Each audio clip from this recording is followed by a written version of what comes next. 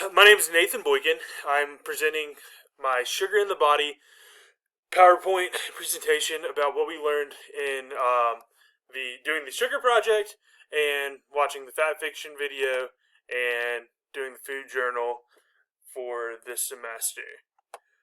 I'll be going over all three of those topics and just going over a little bit of my experiences and then some information that I learned while completing the sugar research paper.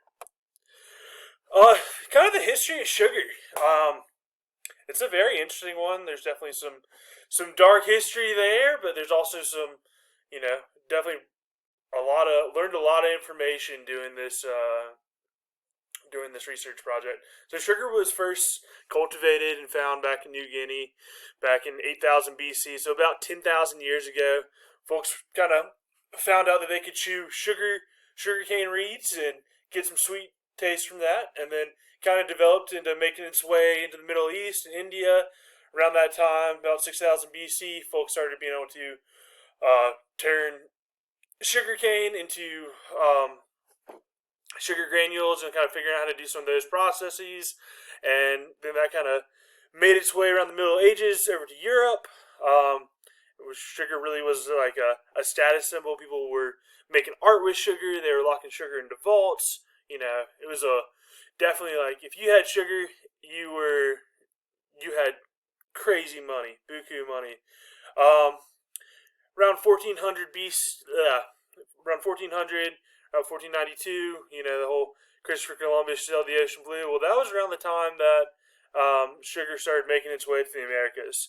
At that point, Europe, all those explorers, they realized that they could cultivate sugar in the Americas, and that really started the whole folks coming over, colonizing this side of the world.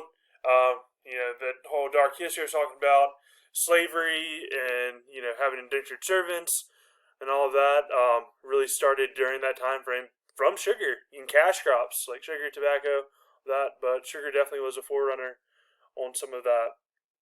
Outside of that, there was a time frame where France couldn't really get over here and cultivate sugar, so there started being some using sugar beets. So like France and Germany around that Napoleonic era, and then a lot of folks, kind of before all of this, like honey's been around forever, and so that was one way folks were able to get their kind of that sugar intake, that sweetener aspect. So sugar is also found naturally. You've got your fructose, sucrose, your lactose. What's in fruits and other foods. In the body. So these different types of sugars, let it be a natural sugar or added sugars or carbohydrates, they're all turned into glucose in the body. And when sugar's in the body, it is used as a form of energy for the cells. Now, your body has to produce insulin to kind of break down that sugar and use those reserves. And so it's not a bad thing, but definitely high levels of sugar can cause your body to kind of go into overdrive with your pancreas trying to get those insulin reserves up, and can cause excess fat storage and other aspects. But sugar is needed for like neurological function and other aspects in your cells. Where I was saying with the whole excess sugar being able to turn into fat deposits in the body, one common cause of that can be multiple types of diseases, but diabetes is one of those front runners on there. Diabetes comes into two types. Type 1 diabetes makes up for about 8 to 10% of diabetes cases. One thing with that is that a lot of people that have type 1 diabetes, mainly that has type 1 diabetes, is born with it, and that really is the inability to create insulin in the body. And so there's really not a way to regulate your your blood sugar. So there's those extreme lows or extreme highs when and so it's really being cognizant of what you're eating. And most of these people that I know that have type 1 diabetes are way on every aspect that needs to be done to manage that. But yeah, I mean, there's definitely some weird stuff with that I think still learning on.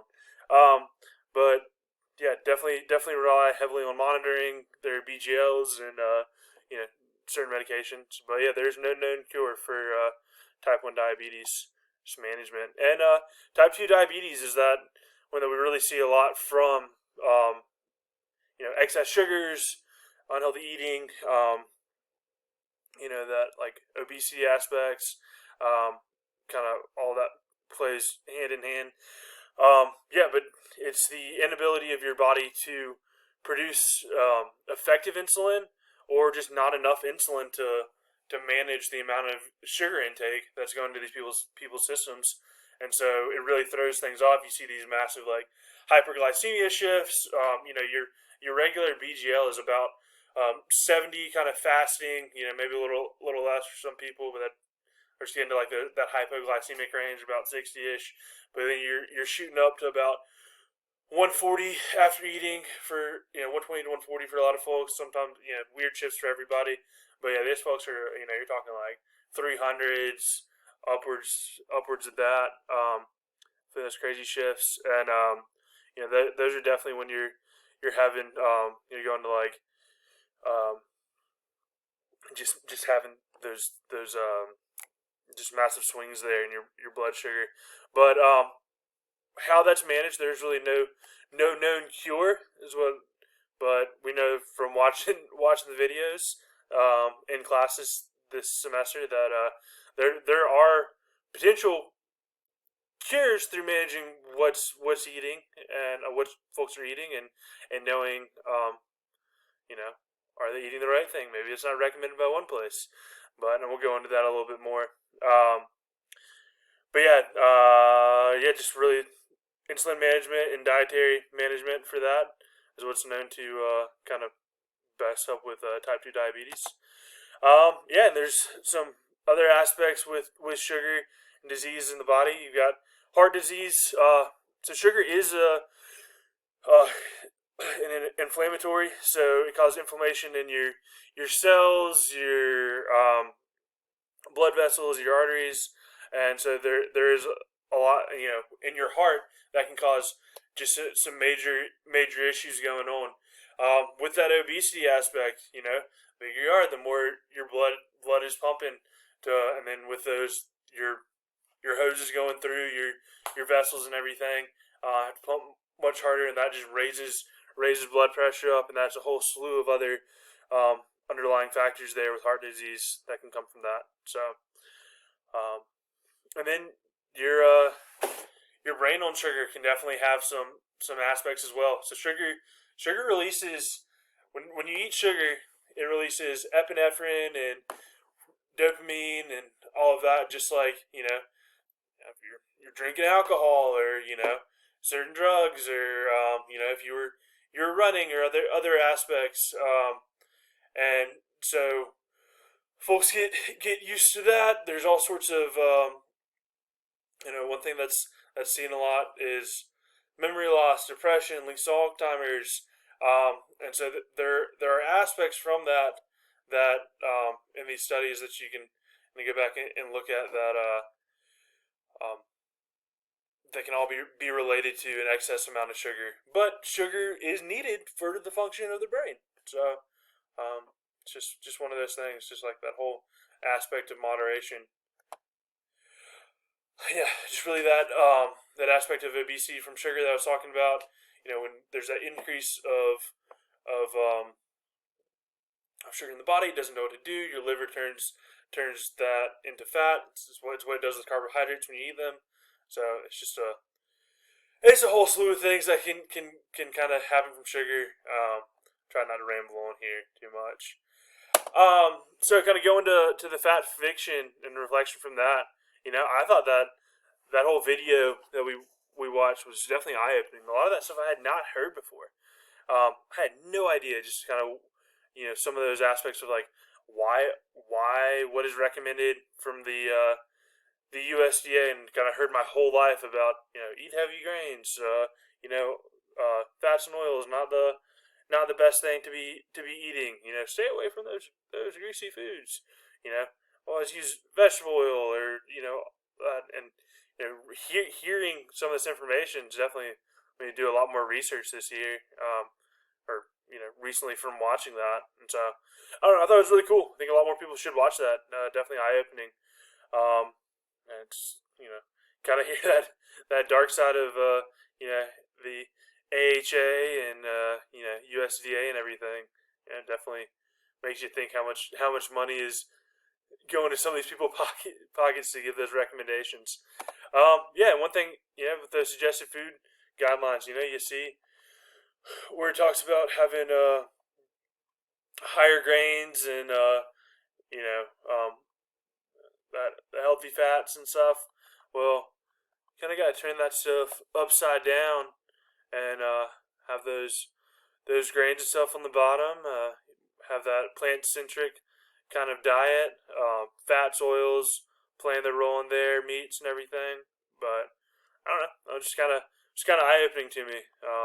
Throughout this process, writing this paper and watching those videos, and I really found some success myself in doing the food journal. Been on this kind of kick for about 6 weeks now. Lost about 25 pounds. It's been, I don't know, it's been kind of cool playing with this this type of diet a little bit and just doing some research. So and really that has been a shift from.